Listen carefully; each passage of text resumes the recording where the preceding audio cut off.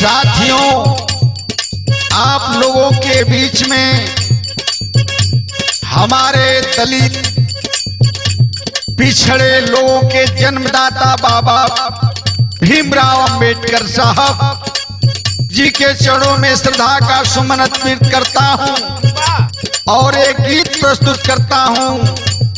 आप लोग जरूर पसंद करेंगे। कहना है, क्या कहना है? पावन पुनीत बाबा साहब का चरणवा न मनवानु हो।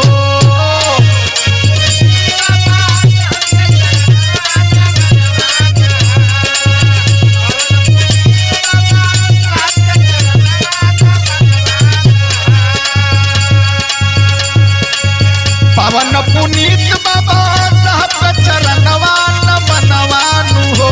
करे सारा बहु जनवा न मनवानु हो।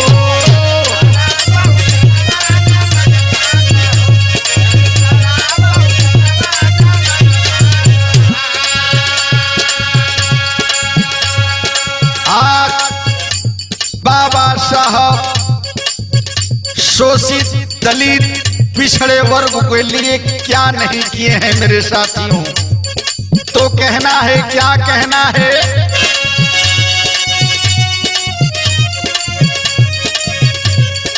14 अप्रैल दिन आई गई ले हो।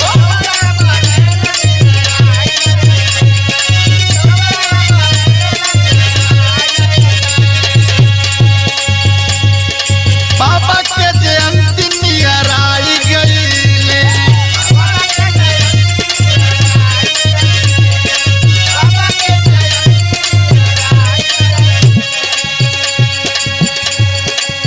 बन के मुक्ति दाता कैले मुक्त वतनवा न मनवानु हो। करे सारा बहु जनवा न मनवानु हो।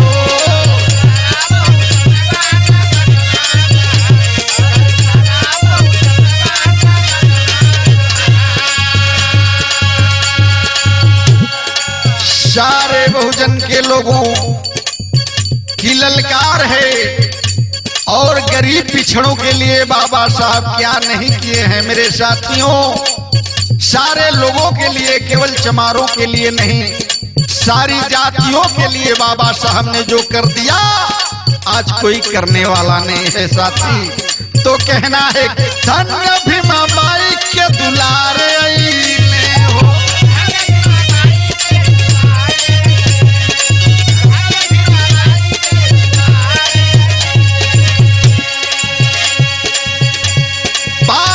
मामा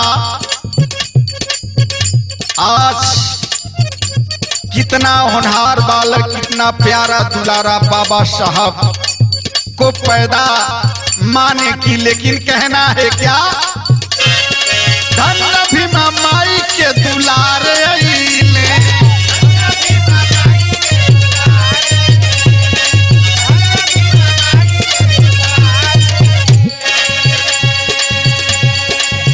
हमारे और आपके लिए क्या बने बाबा?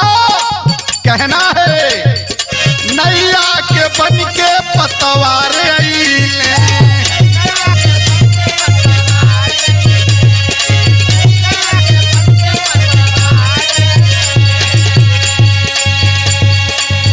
कश्ती निकलला तू बन के तूफानवा न मनवानु हो। करे सारा बहु जनवा न मनवानु हो।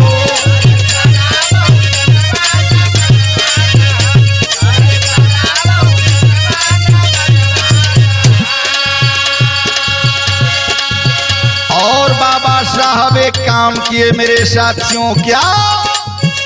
जो आज कोई नहीं कर सकता है। तो कहना है, बाहरे बाबा साहब कहना है क्या? मनु के विधान बाबा नाश कईले हो।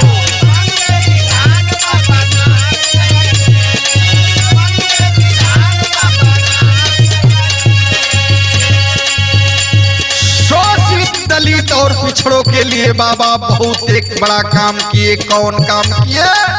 तो कहना है, मनु के विधान बाबा नाश कईले।